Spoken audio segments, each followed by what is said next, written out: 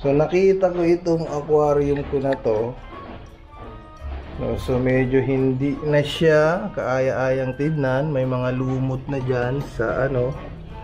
And on this part, nauubos na yung mga dahon. At ilan-ilan na rin yung mga isda ko, no? Siguro nasa 10 na lang yan. And the problem is marami na rin siyang nyrate snail na tinatawag. Ayan, oh. Ayan. So today gagawin natin, lilinisin natin yan. Okay, so yun na lang muna. Kumbaga sa ano, pahiyang ko lang sa camera to eh. No, pahiyang na tinatawag. So ang first step natin is, ang naiisip kong gawin is tatanggalin ko muna yung lumot. Yan, kasi maraming lumot dyan eh. And siguro tatanggalin ko na to. Dati kasi ano yan eh, bonsai tree. Siguro malakas masyado yung lightings ko. Ito, masyadong malakas. So since malakas yung light, yung ilaw ko, ito yung ilaw ko, nabubuhay niya yung mga lumot. Nagkakaroon siya ng mga lumot, ano. So hindi siya siguro tawag doon, applicable dito. So let's see kung ano magagawa natin. Gagastos tayo ng konti pero hindi ko alam kung magkano. So kailangan na naman ng approval ni Mrs. Ano? No? So ito, first na gagawin natin, kumuha tayo ng balde. Op. Yan, balde. So tatanggalin ko muna yung mga lumot. Okay? Mga kaibigan, hindi lang mag-isa sa bahay. Meron akong kasama dito na pasaway. Ayan o. Yan si Rio. Yan. Rio, magay ka Rio. Magay ka. O, ayaw magay. Ayan, hi daw. O, sabay ka mo. Okay, so let's start by removing the lumot. So ito mga kaibigan yung pantanggal natin sa lumot, no? Okay, tatabi ko muna tong light. Tanggalin ko na buo ito. Oops. Oops.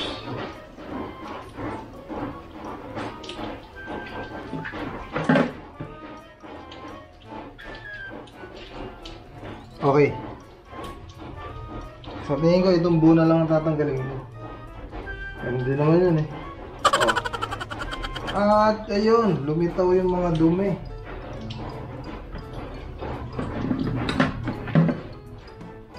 Ayan, so nakikita nyo ang dumi oh.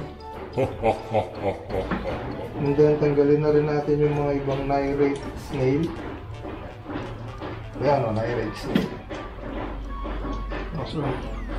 So ang goal natin is mapaganda ulit itong aquarium na to. Although maganda naman eh. Kulang lang sa linis. Buhay pa naman yung mga isda.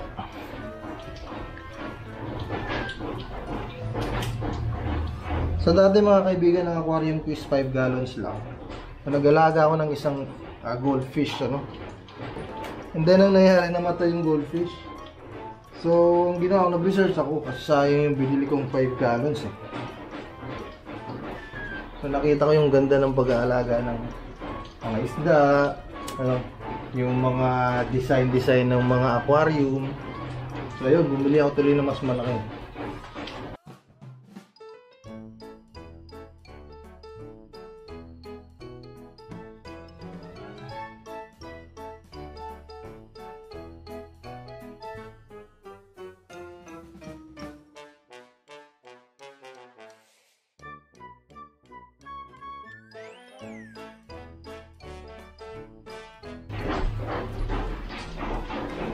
So isasabay na natin yung pag-water change. So first time kong gawin tong ganitong may hose, no?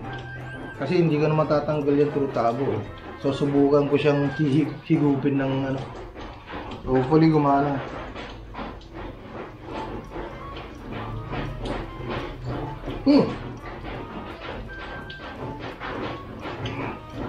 Yup.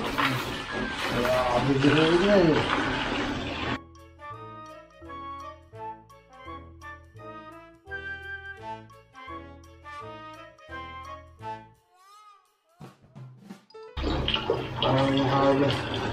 Yun ang problema. Umihigop ka niya na ano.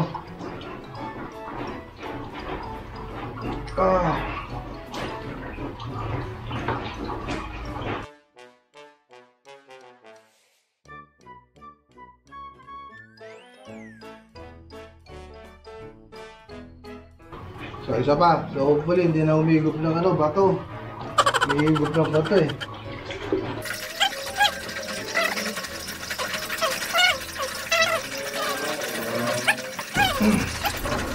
Okay guys. So ito, Driftwood. Believe it or not, binili ko ito ng 200 pesos. Wow. So ganun kamahal. Pero sa probinsya, dinadampot lang to kung saan eh. Pero ito, may treatment din to. So 2 months ko siyang binabad sa tubig. Kasi pag hindi mo siya binabad sa tubig, yung tubig ng aquarium magiging brown. No? Kasi kahoy nga eh. And then, hindi rin siya lulubog. No? But right now, susubukan natin kung lulubog na siya. That's right! Woo! Yun! Ayos! So, hindi ko lang kung ano yung design. Siguro ganyan. And then, mag-attach lang ako ng mga plants. Yan, so, bibili tayo. Yun yung bibili natin sa pet shop. Mga aquatic plant na nabubuhay sa kahoy. No? So, hindi siya directly sa aqua soil. So, itong soil na to guys, hindi yan basta-basta soil, no? Aqua soil yan. So, medyo may presyo din yan. Kaya, portion lang ng aquarium yung nilagyan ko ng aqua soil. And then, siyempre, matipid, kahoy na lang. So, bibili na lang tayo ng mga halaman na pwedeng dumikit sa kahoy. Parang orchids. Ayan. So, ang pag-water change is, ano lang, hindi yan 100%. Either 50 or 30, ano lang. Percent lang yung papalitan nyo kasi mawa-water shock yung mga isda. Ayan, tulad yan, kalahati lang ano. Oh! Itong aso ko pasaway eh. Ano? Anong ginagay mo? Ah! Pagnahin niya tayo yung mga lumot. Bawa ko din. So ito yung mga plants na sinasabi ko. Didikit natin siya dyan sa bulo. So usually ginuglo to eh.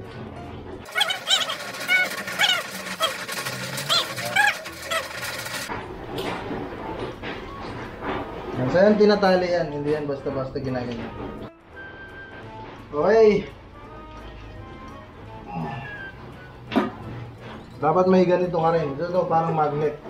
Para yan sa salamin. Yan, ginaganyan mo lang yan.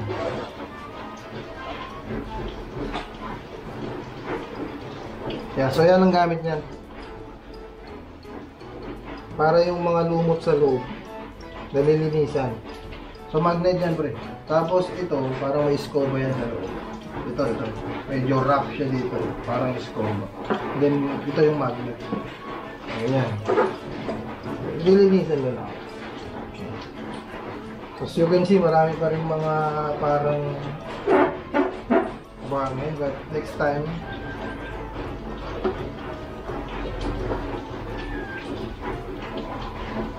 ayusin ko yan.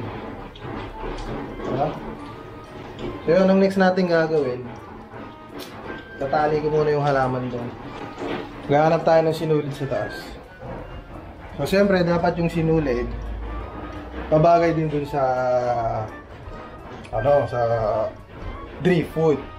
So as much as possible, kailangan dark color.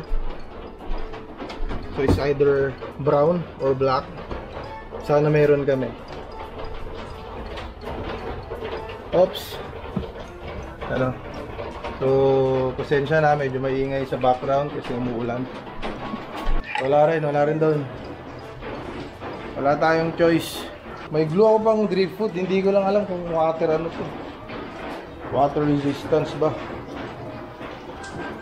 Kasi, yan, Chinese. Paano kung mababasa yan? Tingnan natin, baka naman may instruction sa loob.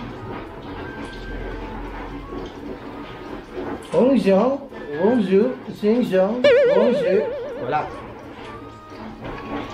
So, i-fix lang natin siya ng konti. Okay.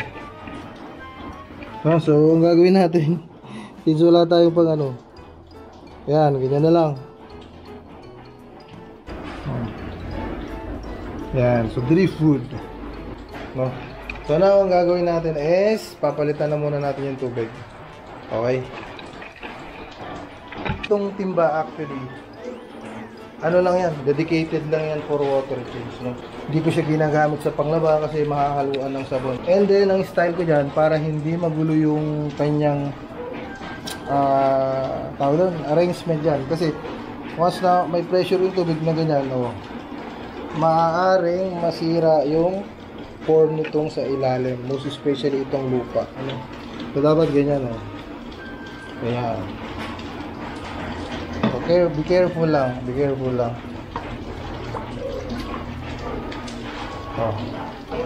Pag ganyan may current, medyo mahirap. Magulo. Kailangan ganyan lang. O yung ginagawa ng iba, naglalagay sila ng plastic yan. Para siya yung sumasalo ng force ng plastic. Pero ako medyo sila yun.